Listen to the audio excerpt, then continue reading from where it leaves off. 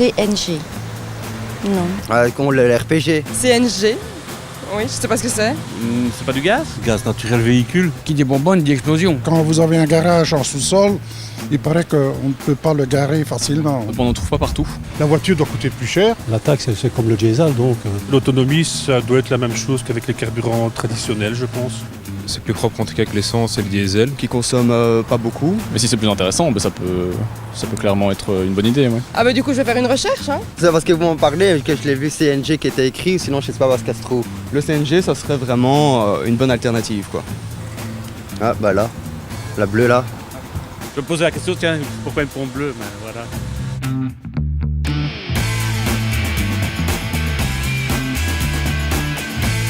J'ai choisi le CNG pour le prix.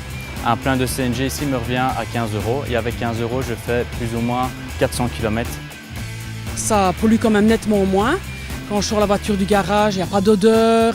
Quand je viens tanker, il n'y a pas d'odeur. Il y a un plaisir de conduite, c'est quand même beaucoup plus silencieux, le moteur est beaucoup plus souple et c'est super agréable en fait. Hein. En prenant un véhicule CNG, j'ai fait une économie de plus ou moins 150 € par mois.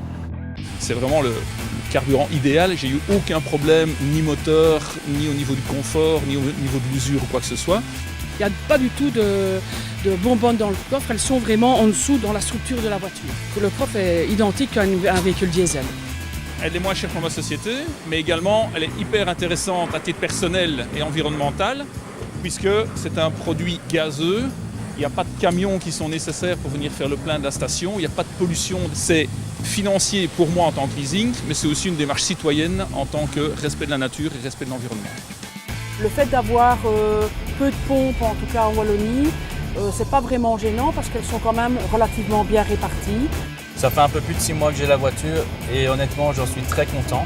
Franchement, si c'est à refaire, je conseille ou je rachète un véhicule au CNG.